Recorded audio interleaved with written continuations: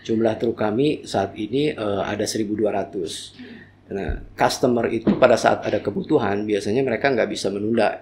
Saya minta 20 truk malam ini. Kita dalam waktu dekat sudah bisa sampaikan, oke, truk yang dekat dan sudah ready, nomor polisinya ini. Jadi itu saya rasa salah satu value added yang bisa kita berikan.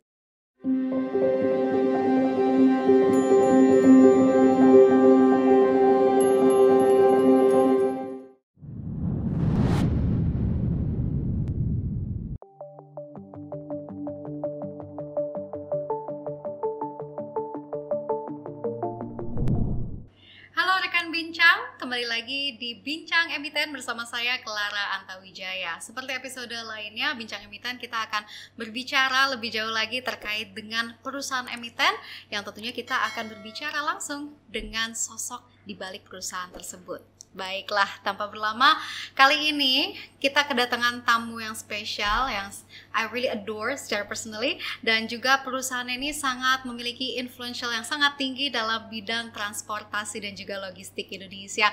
Baiklah, tanpa berlama-lama mari kita sambut Direktur dari PT Graha Prima Sukses Mandiri Tbk, Bapak Roni Senjaya. Terima kasih Mbak Halo, Pak Clara Roni. kesempatannya. Wah, luar biasa. Kita yang sangat-sangat berterima kasih Pak Roni bisa meluangkan waktu di sini di tengah kesibukan Pak Roni. Sama-sama. Gimana Pak, ada perjalanan dari kantor ke sini macet atau Enggak. lancar? Aman, 20 menit sampai. 20 menit aja. Kalau itu kan perjalanan dari kantor ke sini. Kita Iya. langsung aja perjalanan GTRA. Itu gimana Pak? Seperti yang kita tahu memang Geraha Trans ini memiliki pengaruh yang banyak untuk bidang transportasi dan logistik di Indonesia. Sudah berdiri berapa lama ini Pak? PT Graha Prima Sukses Mandiri ini sebenarnya berdirinya dari 2005. Jadi kalau di total sekarang sekitar 18 tahun. Tapi kalau bisnis transportasinya kita mulai di tahun 2012. 2012. Betul. Oke, mungkin bisa diceritakan dari awal mula Geraha Trans ini sampai dengan di titik seperti ini Pak. Oke, jadi awalnya sebenarnya Graha Trans itu kita mulai di tahun 2005. Oke. Jadi waktu itu saya baru lulus kuliah di tahun 2003. Lalu habis kuliah itu saya sempat tanya ke ayah saya, kira-kira saya baiknya saya ikut papa atau saya usaha sendiri. Oke. Lalu waktu itu beliau bilang kalau ada jalan sendiri ya jalan dulu lah, kalau ikut beliau kan kapan saja bisa. Nah akhirnya kebetulan saya ketemu satu teman, waktu itu kita lagi di China. Saya ada satu orang yang nggak sengaja sebenarnya ketemunya. Jadi di jalan saya lihat ini kayaknya kok kayak orang Indonesia, saya panggil, oh iya ternyata orang Indonesia. Nah jadi itulah pertama kali saya ketemu partner saya itu, yang sekarang menjadi komisaris utama dan partner di Graha Prima sampai sekarang. Namanya Pak Ardi Supriyadi. Lalu itu tahun 2004 lah kurang lebih. Lalu 2005 saya ketemu partner itu dan saya memutuskan dari Bandung pindah ke Jakarta. Karena awalnya saya asal Bandung, lalu memutuskan kuliah ke Switzerland, lalu ketemu partner di China, dan begitu beres itu saya nggak balik ke Bandung tapi akhirnya ke Jakarta. Nah di Jakarta itu saya dengan partner tersebut pikir kira-kira mau usaha apa. Lalu kebetulan dia bilang ini ada peluang untuk usaha impor selai dari Malaysia. Jadi awalnya itu pertama kali kita impor selai dari Malaysia. Jauh ya? Jauh. Oke. Jadi kalau sekolahnya hospitality waktu itu di Switzerland, lalu begitu pulang malah impor selai waktu itu. Oke. Itu pertama kali di tahun 2005. Sosok ayah dari Pak Roni setuju? Setuju, dia sih sangat demokrasi ya, apa aja boleh yang penting benar. Oke. Jadi ya dan saya cukup bersyukur lah di situ. Oh, ya. support selalu ya Pak ya? ya. Nah lalu setelah mulai di bisnis selai itu, dan bisnisnya ternyata nggak mudah ya, karena di Indonesia produksi selai kan yang besar sudah terlanjur besar, ada 2 atau 3 brand yang mereka sudah menguasai pasar lah. Nah akhirnya di tahun 2007 pas kebetulan saya lagi di supermarket, saya ketemu teman saya satu lagi. Nah kebetulan dia di pabrik salah satu makanan yang salah satu terbesar lah di Indonesia, cukup besar lah. Nah akhirnya lagi ngobrol-ngobrol begitu, saya tanya, oke kalau Jakarta ada kesempatan boleh nggak saya jadi distributornya. Nah akhirnya di tahun 2007 2006 atau 2007 saya mulai jadi distributor consumer goods di Jakarta. Nah, jadi kita ada pegang beberapa brand lah, dari snack, ada permen, ada minuman, dan lain-lain. Nah, lalu sambil berjalan waktu sampai 2012, distributor itu kan bisnis yang cukup tough juga. Nah, walaupun berjalan, tapi kita lihat, ini kelihatannya ada potensi lain yang cukup baik. Makanya di 2012 baru kita mulai di bisnis transportasi ini di Graha Trans. Oke, jadi memang dari 2005 pertamanya Selai begitu, 2007 ini menjadi distributor untuk FMCG, Betul. lalu 2012 langsung ke bidang transportasi dan logistik. Betul. Apa yang membuat Bapak yakin sehingga sekarang Graha Trans seperti yang kita lihat menjadi perusahaan yang telah melantai di Bursa Efek, sudah prudent secara keuangannya. Apa yang membuat Bapak yakin? Awalnya sih nggak yakin. Cuman ya namanya transporter kan, banyak kira kalau jadi transporter bukan by design, tapi sambil jalan waktu kita lihat ternyata ini cukup menjanjikan dan kita coba sambil jalan waktu akhirnya berkembang. Nah, cuman dulu kita pikir kenapa transportation kita mulai, karena pabrik-pabrik itu kan mereka sudah cukup disibukkan dengan aktivitas mereka sehari-hari, dari marketingnya, dari produksinya, lalu dari sisi penjualannya dan lain-lain. Nah, sedangkan kalau mereka harus take care transportation-nya juga, itu kan satu bisnis yang cukup jelimet. Transportation sebenarnya konsepnya kan mudah, hanya pick up goods terus delivery. Tapi dalam proses itu kan banyak hal-hal kecil yang harus diperhatikan. Nah, saya lihat kelihatannya prospeknya cukup bagus, karena kalau distributor itu banyak pabrik-pabrik yang tadinya hanya pabrik, akhirnya distribusinya mereka pegang sendiri. Nah, tapi kalau untuk transportation, rata-rata pabrik itu nggak handle mereka sendiri, selalu dilempar keluar. Jadi saya rasa potensi kita untuk berkembang akan lebih besar. Makanya 2012 saya ngomong dengan partner, kayaknya kita mungkin udah waktunya kita shifting ke transportation. Dan ya syukur-syukur berjalan lancar. Siapa nama partnernya, Pak? Pak Ardi Supriyadi. Pak Ardi Supriyadi. Luar biasa Pak Ardi. Telah menemani perjalanan Pak Roni luar biasa sekali, sehingga sekarang sudah menjadi Graha Trans yang kemudian kita bisa melihat betapa suksesnya perusahaan Bapak sekarang. Partner dan teman itu udah 18 tahun. Iya. Lancar ya Pak ya. Amin. Ini terkait dengan kegiatan perusahaan, mungkin bisa dijelaskan lebih lanjut lagi sebenarnya kegiatan perusahaan dari Graha Trans itu seperti apa? Mungkin publik perlu mengetahui lebih lanjut lagi. Graha Trans kami bergerak di bidang transportasi. Jadi ada dua macam servis Mbak yang kita jalankan. Ada yang pertama itu servis rental truck. Yang satu lagi itu trip base. Jadi rental itu pada saat customer membutuhkan truk, kita sewakan kepada mereka itu lepas kunci. Jadi tanpa supir, tanpa biaya, tanpa apa. Jadi pokoknya ini truk kita serahkan ke mereka, mereka membayar kami bulanan seperti sewa kendaraan. That's a brave move ya. Ya lumayan. Itu pertama. Lalu yang kedua itu adalah trip base. Jadi trip base itu customer akan meminta kita untuk mendelivery produk mereka dari satu titik ke titik lain, dan kita dibayar per trip. Jadi dari mobilnya, dari truknya, dari driver, uang jalan, semua segala macam kita yang take care. Mereka taunya tolong diambil lalu di delivery di satu titik.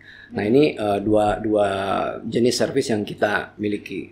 Lalu untuk customer base kita mayoritas masih consumer goods. Jadi ada Mayora, kapal api, ada Wings, Mondelez, Sosro dan lain-lain lah, ada cukup banyak. Semuanya top tier FMCG gitu ya.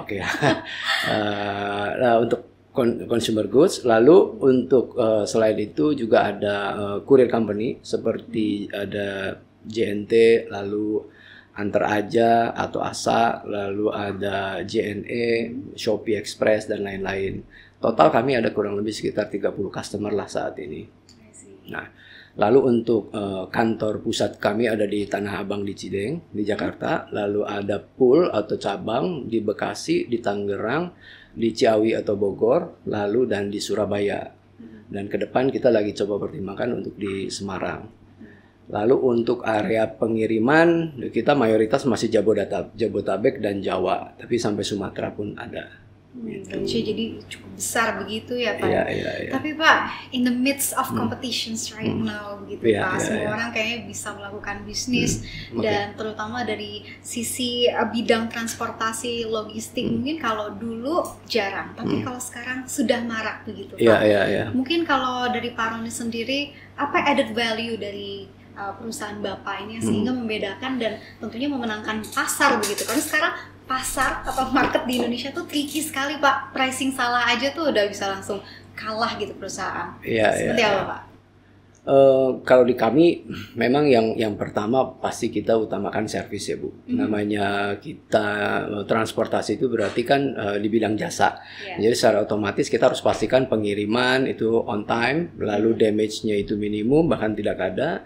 Lalu dari sisi administrasi pengembalian surat jalan dan lain-lain pun juga on time. Nah itu yang kita kedepankan lah. Nah untuk supaya memastikan itu bisa berjalan, value added yang kita berikan itu lebih banyak dari sisi sistem. Kita ada develop satu sistem yang saya rasa cukup membantu dan cukup baik. Itu kita sebut Geraha Transport Management System. Nah, jadi dengan TMS tersebut kita bisa memonitor seluruh aktivitas delivery itu real time. Lalu dispatching order ke driver, lalu pemberian order ke driver, bahkan driver take order itu sudah by gadget. Jadi konsepnya seperti driver online, ojek online. Jadi ada order kita berikan, mereka klik di handphonenya, lalu mereka begitu sampai ke tempat muat secara otomatis terrecord mereka sudah sampai, pas lagi muat, pas lagi bongkar, sampai perjalanan balik semua itu termonitor real time. Nah jadi customer bisa mengetahui dan kami pun juga bisa mengetahui seluruh status masing-masing kendaraan itu sehingga untuk mengalokasikan next order itu bisa lebih cepat. Jadi kalau dulu itu beres bongkar harus balik dulu ke pool baru kita kasih order berikutnya, kalau ini beres bongkar mereka langsung ke tempat lain. Canggih nah, ya? Jadi dari situ customer pun happy karena availability kami bisa lebih cepat. Lalu dari sisi permintaan order dari customer pun juga bisa kita janjikan lebih akurat. Jadi pada saat customer saya minta 20 truk malam ini, kita dalam waktu dekat udah bisa sampaikan, oke, truk yang dekat dan sudah ready, nomor polisinya ini. Jadi itu saya rasa salah satu value added yang bisa kita berikan. Di luar dari sisi administrasinya, karena begitu semua itu kan terrecord. Jadi surat jalan contohnya kita perlu kembalikan surat jalan on time. Mereka bisa kita berikan informasi surat jalan yang ada di kita yang mana saja, posisinya di mana dan lain-lain. Jadi saya rasa itu yang salah satu value added. Nah, kemudian value added kami yang berikutnya mungkin dari sisi jumlah truk ya Bu.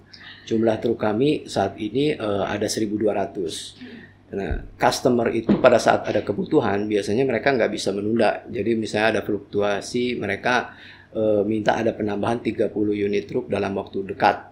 Nah, dengan jumlah unit kami yang sudah cukup, nah misalnya katakan mereka minta 20 atau 30, itu kan kurang lebih sekitar 2-3% dari unit kami. Nah, jadi kita bisa alokasikan, oke, kita tarik dulu dari mana, kita berikan ke mereka, lalu sambil kita order truk baru untuk menggantikannya. Untuk jangkauannya?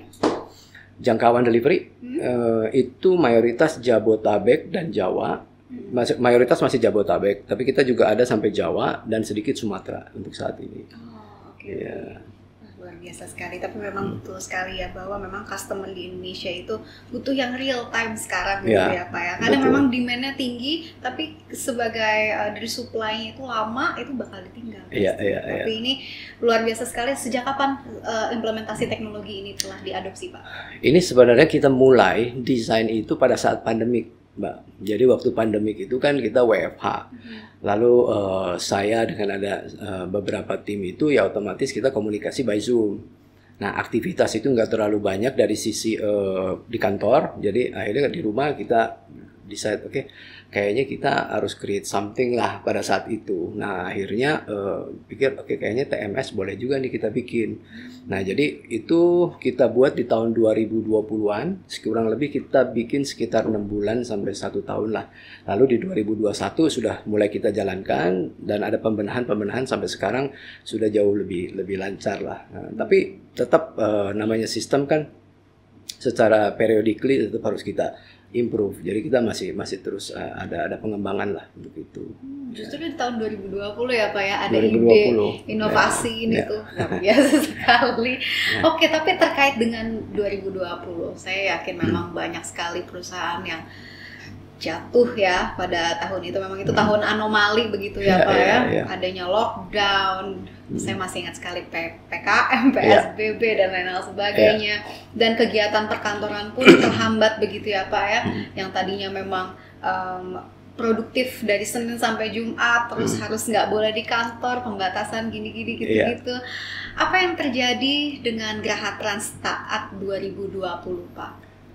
2020, nah buat kami memang cukup unik ya. Maksudnya itu kan tahun dimana semua orang kan merasa takut, ya kan.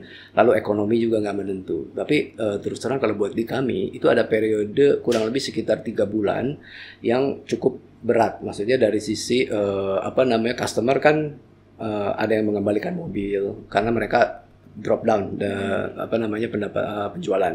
Lalu dari sisi kantor kita harus ada pembatasan dan lain-lain. Tapi di lain sisi ada satu hal juga buat kami cukup baik dari sisi bisnis. Berhubung mobil itu banyak yang dikembalikan, di saat bersamaan kan dengan adanya pembatasan masyarakat kan nggak bisa mobile. Nah itu masa di mana courier company itu berkembang dengan luar biasa. Begitu mereka tidak bisa keluar, akhirnya mereka order beberapa dari aplikasi, akhirnya peningkatan sangat tinggi. Nah pada saat itu dengan peningkatan yang tinggi dari beberapa customer yang tadi saya sampaikan seperti JNT, lalu Shopee dan juga beberapa customer lain, nah, mereka kesulitan untuk mencari truk. Nah pas kebetulan kami dapat pengembalian truk. Nah jadi pada saat itu ya udah mereka minta, ya udah kita langsung real saat itu kita bisa supply. Lalu setelah truk itu habis, mereka masih minta. Ya akhirnya kita lakukan penambahan. Makanya di 2020 memang kita nggak ada penambahan, tapi di 2021, 2022, bahkan sampai tahun ini kita masih secara rutin penambahan.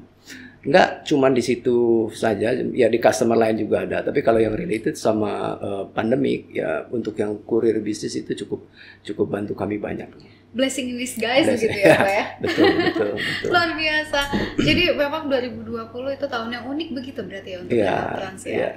Dan dari satu sisi seperti itu, sisi lain membutuhkan, jadi complement each other begitu Pak ya. Dan tentunya setelah 2020, 2021 kan sudah mulai pemulihan, 2022 perusahaan juga sudah semakin prudent begitu, dan sekarang 2023 seperti apa Pak? 2023 cukup baik ya Bu, karena dari 2021 ke 2022 sih kami growth masih cukup baik. Lalu 2023 pun juga cukup baik karena penambahan unit kami cukup banyak juga di tahun ini dan tahun lalu. Nah jadi kalau di tahun 2021 itu kita ada penambahan kurang lebih sekitar 180 unitan, lalu 2022 ada 305. Lalu tahun ini kurang lebih ada 250-an. Nah, jadi kalau kami di bidang transport dengan adanya penambahan unit, pasti kan ada penambahan pendapatan. Nah, jadi selama ini sih harusnya kita masih optimis lah di 2023 ini. Apalagi kan pandemik sudah mulai beres. Jadi konsumsi publik kan pasti akan meningkat karena dari wedding yang tadinya di hold sekarang sudah mulai, lalu supermarket sudah mulai rame, lalu tempat rekreasi juga. Jadi saya rasa cukup baik ya tahun ini. Iya, tapi mungkin saya melihat perspektif dari Pak Roni ini sangat optimis ya, karena sebenarnya juga masih banyak Pak pengusaha yang masih berpikiran untuk tidak ekspansi bisnis karena memang masih terjadi volatilitas secara perekonomian begitu ya. Apalagi kalau misalkan ranahnya itu ekspor impor, masih ada yang namanya perang dagang begitu ya, dan juga kita bisa melihat volatilitas yang luar biasa di supply chain energi juga. Tapi ini Bapak prudent sekali untuk mengambil langkah IPO justru Pak di tahun 2023. Boleh diceritakan Pak terkait dengan langkah IPO ini, sebenarnya ceritanya seperti apa? Sebenarnya kita memang IPO-nya sendiri di Maret 2023, tapi planningnya itu sudah jauh-jauh hari Mbak. Jadi kita mulai planning bahkan sebenarnya pada saat sebelum pandemik, ya nggak jauh dari sebelum pandemik lah. Jadi pada saat kita sudah mau mulai start dengan persiapan-persiapan, pandemik datang. Nah, makanya kita proses ini agak cukup lama dari sisi persiapan. Nah, jadi 2020 pada saat kita persiapan kan kita harus banyak diskusi dengan profesi penunjang, baik dari KAP, lalu KJPP, lalu dari sisi underwriter dan lain-lain, konsultan hukum. Nah, kalau mungkin kondisi reguler kita bisa meeting, ketemu, lalu beres. Dokumen bisa submit pada saat bersamaan. Kalau itu kan meeting harus by Zoom. Lalu untuk pengiriman dokumen kan juga pasti takes time. Saat itu underwriter-nya siapa? UOB Kay Hian. UOB Kay Hian, betul. Nah, jadi itu memang ada beberapa challenge di situ. Nah, tapi ya sambil jalan waktu ya akhirnya semua berjalan lancar lah. Oke, jadi memang niat untuk IPO ini sudah dari 2020 begitu ya Pak? Dari 2020-an, ya betul. Dan baru terlaksana 2023. Iya. Tapi saya ingat sekali saat Geraha Trans ini melantai di Bursa Efek sempat heboh karena memang langsung arah Pak, arahnya cukup tinggi sekitar 34% kalau nggak salah waktu itu ya. Hari pertama 34. Hari kedua 24 kalau nggak salah. Betul, 2 hari kalau nggak salah auto reject ke atas. Dan biasanya perusahaan-perusahaan yang auto reject ke atas itu biasanya memiliki kita bisa bilang secara struktur tuh turun gitu. Tapi kalau misalkan Geraha Trans saya melihatnya justru bullish terus Pak. Oke. Luar biasa sekali. Lantas apa yang Bapak inginkan dan Bapak harapkan dari adanya IPO ini? Ya otomatis kita melakukan sesuatu kan pasti ada tujuannya. Jadi waktu sebelum kita IPO ini juga ada beberapa pertimbangan. Karena dengan IPO itu kan ada banyak hal positif, tapi kita juga sadar setelah IPO kan pasti banyak PR yang harus kita lakukan. Nah, tapi tujuan utama waktu dulu kenapa kita mau IPO, karena dengan IPO itu kan kita akan menjadi perusahaan yang jadi lebih terstruktur, itu pertama. Nah, dan kita bisa merasakan pada saat sebelum IPO itu ada beberapa hal yang kayak contohnya laporan keuangan ada delay berapa lama. Kalau ini kan sudah nggak bisa, karena kan kita berapa lama kita sudah submit. Lalu dari sisi ketertiban dokumentasi atau legalitas itu begitu kita mau persiapan kan otomatis semuanya itu dibongkar harus diperbaiki. Nah, buat perusahaan kan sebenarnya memang repot, tapi kan jadi lebih aman. Nah, jadi dari situ kita cukup baiklah dari sisi planning itu ya tujuannya untuk perbaikan. Nah, lalu selain itu tujuan IPO ya juga untuk untuk perkuatan permodalan itu pasti kita ada. Nah, lalu yang ketiga ya kita juga ingin dengan kita menjadi perusahaan IPO confidence dari masyarakat, khususnya dari customer atau dari bank atau dari calon karyawan akan meningkat. Jadi saya rasa itulah alasan-alasannya. IPO itu tidak semudah itu ya Pak ya. Banyak seluk-beluknya dan ini juga bisa diarahkan bagi perusahaan-perusahaan yang ingin IPO begitu ya. Ini mendengar percakapan kita jadi tahu begitu ya Pak ya. Betapa sebenarnya banyak sekali hal yang harus dipersiapkan, but it's very worth it begitu ya Pak ya. Betul. Oke. Ini is this one of your bucket list? Atau belum pernah terpikir bahwa Bapak akan memiliki perusahaan yang IPO? Sebelumnya sih nggak kepikir ya, karena ya kita jalankan usaha kan apa adanya sambil jalan waktu ya. Bucket list itu muncul ya 2020 itu. Begitu kita pikir oke, ini kayaknya memungkinkan ya, mungkin itulah waktunya masuk ke bucket list. Akhirnya ya. Oke. Tapi kalau dari target pendapatan Pak untuk 2023 gimana nih Pak setelah IPO soalnya? Pendapatan target itu kita masih cukup optimis ya Mbak Clara. Jadi kalau misalnya dari historical, kita dari 2001 ke 2022 itu peningkatan pendapatan itu meningkat 47% dari 2001 ke 2022. Year on year. Lalu 2022 ke 2023 kita targetkan 2023 itu naik kurang lebih sekitar 40%-an juga. Nah, jadi dan kalau kita compare Januari to March 2022 ke 2023 achievement-nya ya memang 40%-an juga. Nah, jadi kita masih confident bahwa target pendapatan itu bisa tercapai. Untuk profitabilitas pun juga cukup confident karena 2021 ke 2022 peningkatan itu kurang lebih sekitar hampir 2 kali lipatnya. Dan kalau kita lihat 2022 ke 2023 pun juga kurang lebih ya naik 90%-an lah gitu. Luar biasa. Ini saya sambil lihat pergerakan saham dari GTRA yang semakin membaik begitu ya Pak ya, secara bulanan. Ini luar biasa sekali Pak pergerakannya untuk perusahaan yang baru saja IPO. Ini juga bisa dibilang bahwa cerminan dari memang perusahaan itu prudent begitu ya Pak ya. Dan Bapak cukup optimis ternyata ya, 40% loh di 2022 sampai dengan 2023 nanti. Berarti capaiannya luar biasa Pak. Dalam waktu dekat apakah ada corporate actions yang ingin dilakukan? Ada beberapa planning, cuman memang masih belum kita publish karena masih belum final. Tapi ya kemungkinan ada. Tapi paling cepat kelihatannya tahun depan ya itu. Ya. Paling cepat tahun depan. Sebentar lagi dong Pak berarti ya. Cannot wait kalau begitu. Tapi kalau misalkan kita melihat secara abroad begitu ya Pak ya, bagaimana sih Bapak melihat bidang transportasi dan logistik di Indonesia saat ini? Cukup baik ya Bu, Mbak. Untuk perkembangannya pun juga cukup drastis meningkatnya setiap bulan, setiap tahunnya. Apalagi Indonesia kan sekarang dari sisi infrastruktur itu cukup hebat ya perkembangannya. Jadi banyak daerah-daerah yang dulu belum terjangkau, sekarang sudah mulai terjangkau. Nah, kalau daerah-daerah dulu itu belum terjangkau, sekarang sudah, berarti kan daerah tersebut akan berkembang. Nah, kalau berkembang pasti kan ada peningkatan dari sisi penambahan jumlah minimarket, ada sekolah, ada mall, dan lain-lain. Nah, secara otomatis kan itu akan membutuhkan delivery.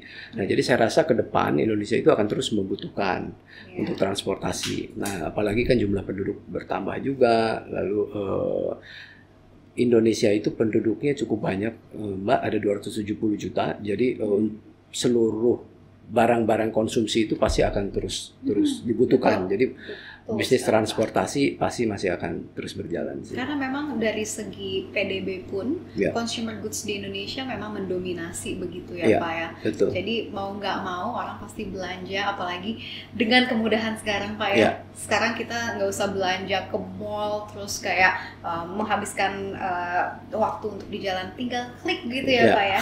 Yang kerja ya logistiknya begitu. Luar biasa sekali. Melihat fenomena seperti ini berarti Bapak sangat diuntungkan begitu ya Geraha Trans? Lumayan itu kan. Oke. Dan mungkin apakah ada rencana ekspansi di kemudian hari? Ada. Kalau untuk yang jangka pendek ini ekspansi kita lebih ke penambahan unit truck dan juga penambahan area. Dan juga penambahan customer. Nah, area itu tahun ini baru kita buka cabang yang Surabaya. Lalu mungkin tahun ini atau tahun depan kita akan buka yang di Semarang. Itu untuk rencana ekspansi.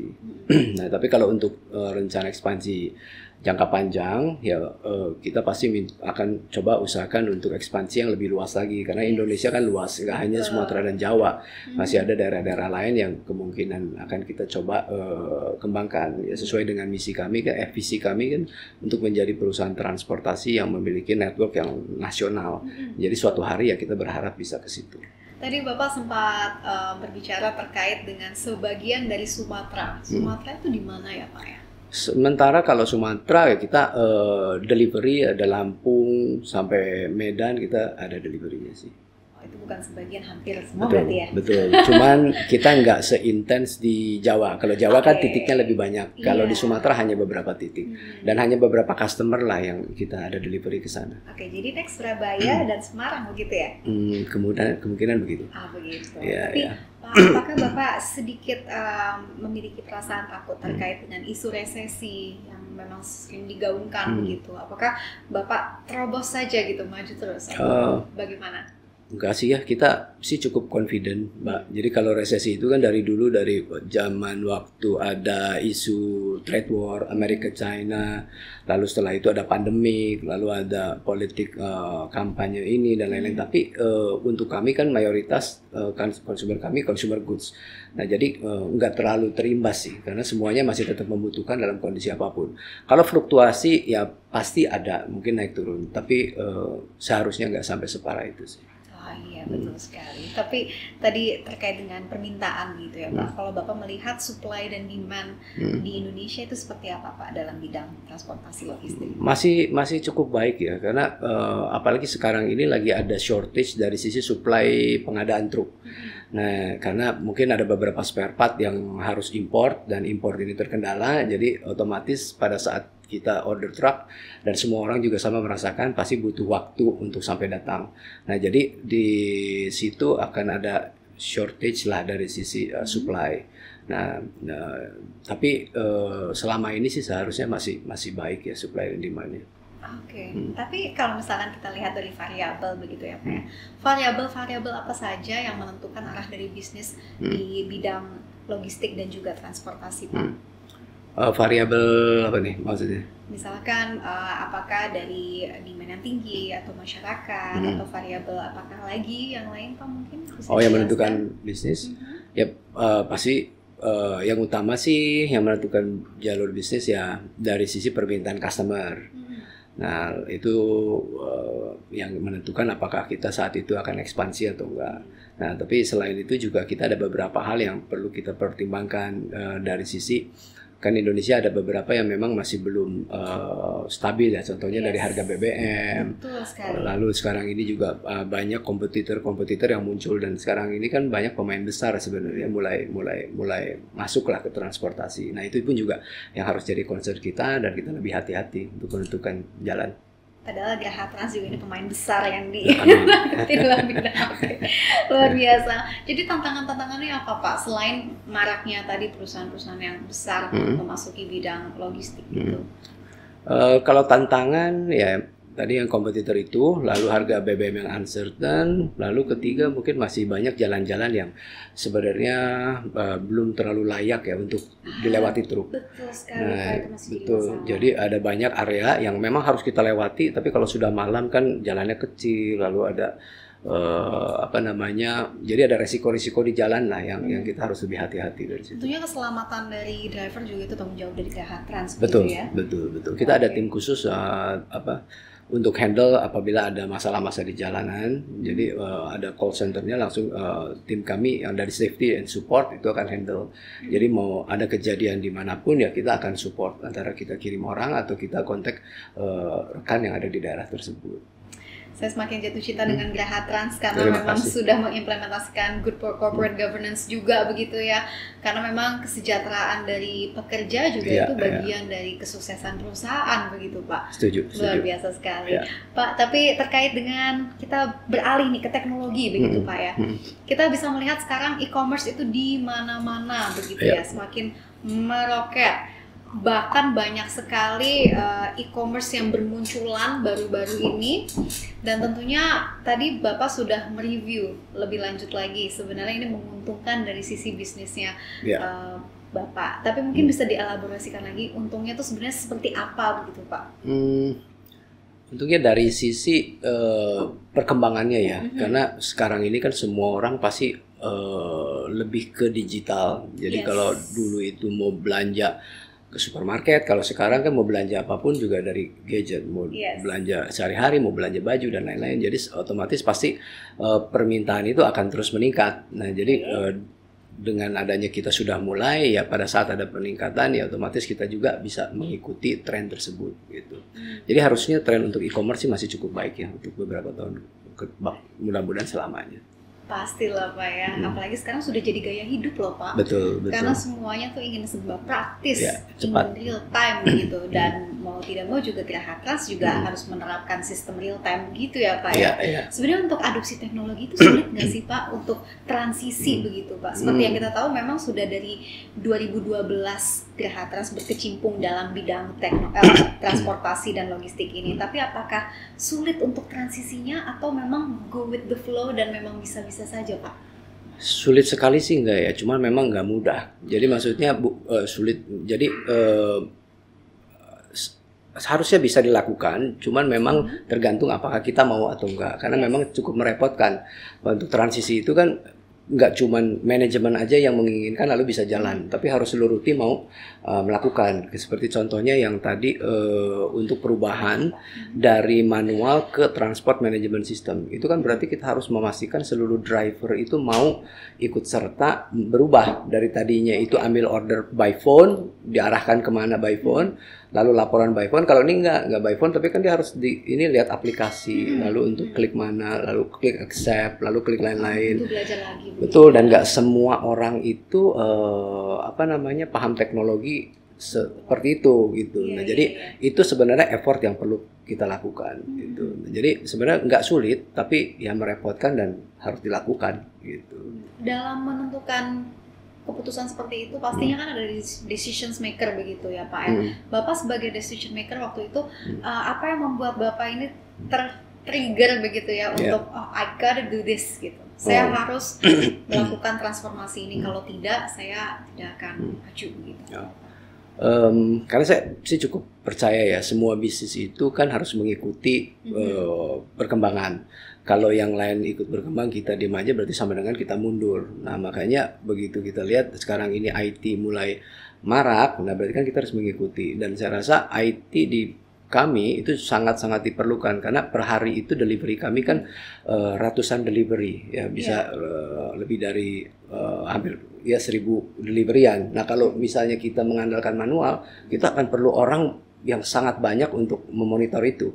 Tapi dengan adanya teknologi kan semua bisa kita absorb, bisa disummarize, analisis pun juga bisa lebih cepat, laporan lebih real time, lebih akurat. Nah, jadi untuk kita jalan dan menentukan sesuatu itu nggak dengan tebak-tebakan, tapi ya dengan data yang kita lebih akurat.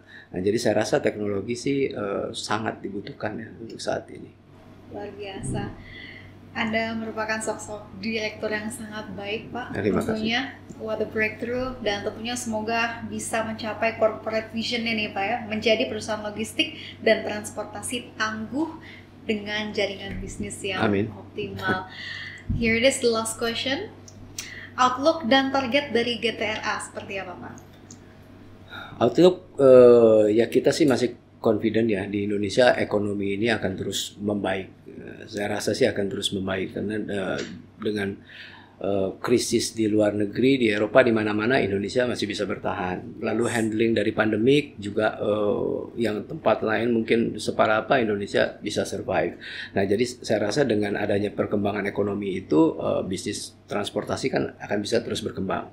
Lalu untuk dari sisi rencana kita atau target kita sih selain untuk punya national business network, kita juga berharap suatu hari kita menjadi perusahaan yang mempunyai jaringan ekosistem perusahaan di dalam kita sendiri. Nah, saat ini kan kita punya transportation, kan selain itu bisa ada logistik atau pergudangan, freight forwarding, lalu ada bisnis karoseri, lalu vulkanisir, dan lain-lain. Dan itu sebenarnya sekarang ini sudah kita mulai jalankan, yang seperti karoseri, vulkanisir, lalu freight forwarding, ini sudah kita mulai tahun ini. Mudah-mudahan sih bisa berkembang dan saling support satu sama lainnya di bisnis tersebut. Luar biasa. Terima kasih Pak Roni. Sama-sama, Mbak Clara. Luar biasa sekali. Dan inilah obrolan kita hari ini. Sebuah kebanggaan bagi saya untuk bisa berbincang langsung dengan Direktur Geraha Trans. Sukses selalu Pak ya. Sama-sama, terima kasih. Setelah IPO semoga outlook-nya sesuai dengan harapan. Semoga target yang diinginkan tercapai. Dan inilah akhir dari kebersamaan kita kali ini. Rekan Bincang, terima kasih telah menyaksikan kita. Dan tentunya semoga rekan Bincang mengambil banyak manfaat dari obrolan kita kali ini. Baik, saya Clara Antawijaya pamit undur diri mewakili Asosiasi Emiten Indonesia. Sampai jumpa.